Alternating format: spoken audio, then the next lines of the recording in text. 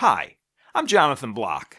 In this video, I'll be using the Roland Aerophone wind synth to create a soundscape in SpaceFields, and then I'll do some soloing over that.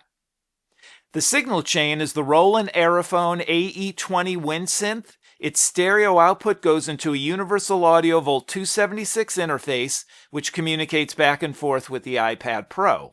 I have it set up here in AUM. It's just 3 channels.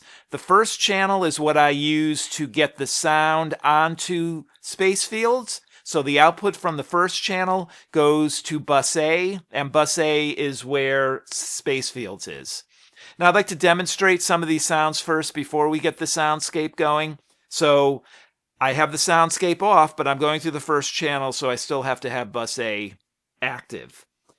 I only have really one effect going in. Now, there's a lot of effects in the Aerophone itself and the Roland Boss effects, so you really don't need anything else. I just want a little more movement, a little more spaciousness going into the soundscape, so I'm using a setting in Black Hole. Let me demonstrate that. I also have a high-pass filter set to filter out the lows below 80 hertz. The reason is that the wind synth is a very full frequency instrument. Once the soundscape gets going, that low end can get a little boomy. This helps tame that. All right, so we've got SpaceFields off. We got bus A going. I've got a patch that I created in Spatializer just to widen the stereo field just a little. We've got input A here is active. It's a stereo input because of the stereo wind synth, and this is what it'll sound like going into SpaceFields.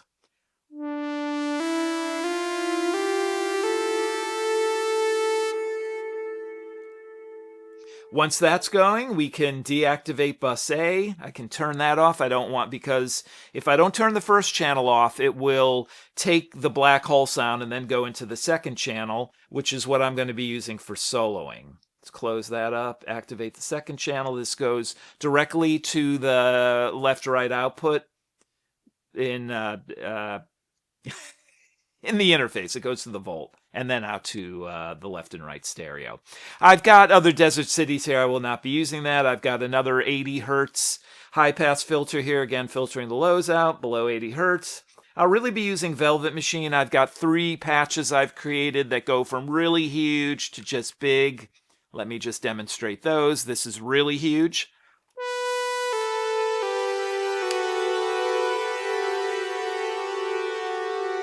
Real dense, but not the longest tail in the world. This one's not as big, but it actually has a longer tail on the reverb. So not as dense, but definitely the fade out is longer, and this is just a little smaller. Again, a longer fade out, but less on the density of the reverb itself. Okay, you can hear that dissipates really quickly. So I'll be using that with a few different sounds within the Aerophone, and one of the sounds I'm actually going to use is a drone. And I have a link in the description below. I have a video where I go through how to set up drones. There is a drone function, and there are patches already set up, but you can create your own patches with the drone. It's a little hairy to get going here. You got to press a button and then hold that button, but let's give it a whirl. This is the drone.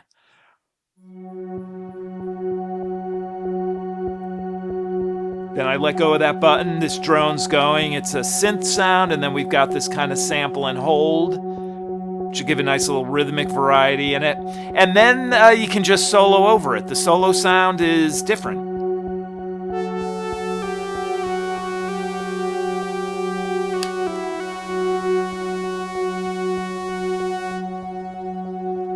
And then we just turn it off. And then I'll use just kind of a few other synth sounds, a triangle, a patch based around triangle waves, another one based around sawtooth waves. Let me get SpaceFields going. I've been doing a lot of talking here. We got the solo sound, so we need to turn that channel off. Let's re-enable bus A. We got to turn on channel 1 again. Let me go to this classic saw wave patch I created. Let's turn SpaceFields on. It's not doing anything yet because the loop isn't going. All right, Just gonna do a few notes, well, 4 or 5 notes. Let's just hear what happens.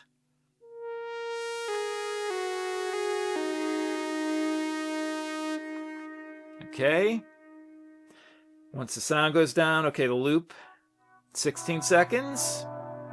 And now we hear it. So this is a patch I created, tweaking up. It's actually tweaking up an existing patch, but taking a lot of settings from even a separate patch.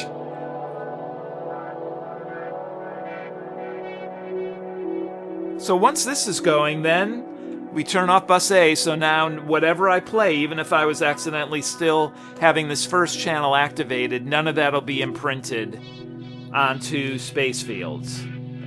I mean, since bus A's off, actually, if I did play anything in that channel, it wouldn't go anywhere anyways. But let's turn that off.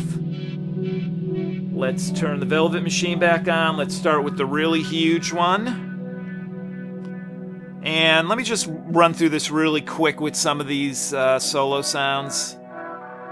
Let's see here.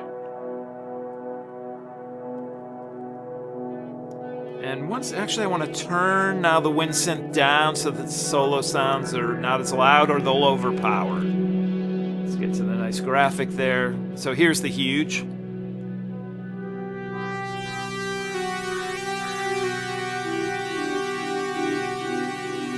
That tail is good because then you can just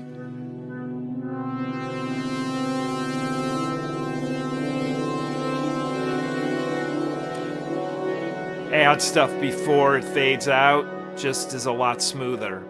All right, let's go to the second big sound. Actually, no. Let's go to the smaller sound and get the drone going. So I need to turn that on.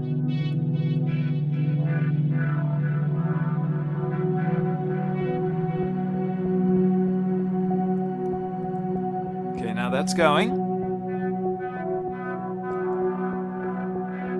And then we can solo over that.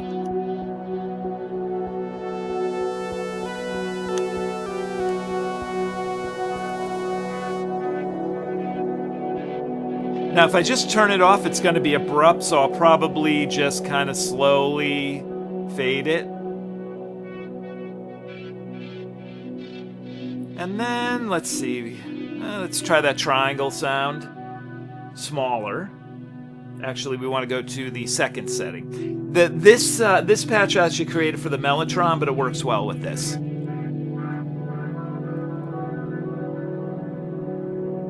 Oh, the volume's down.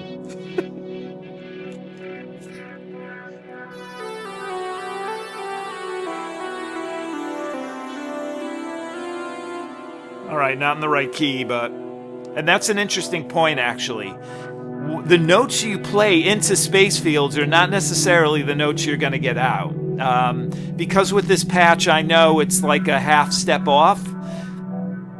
In some spots and others, it's a full step. It's just a different key. I played the notes differently than what I'm going to be soloing with. That makes sense. Just a different key.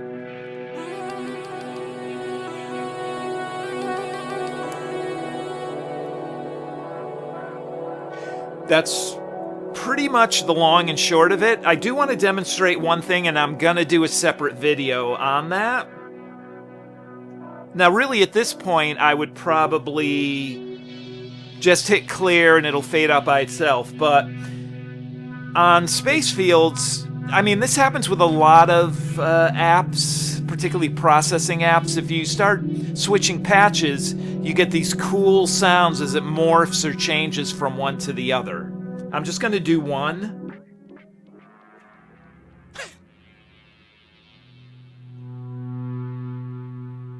So, I mean, you get something completely different.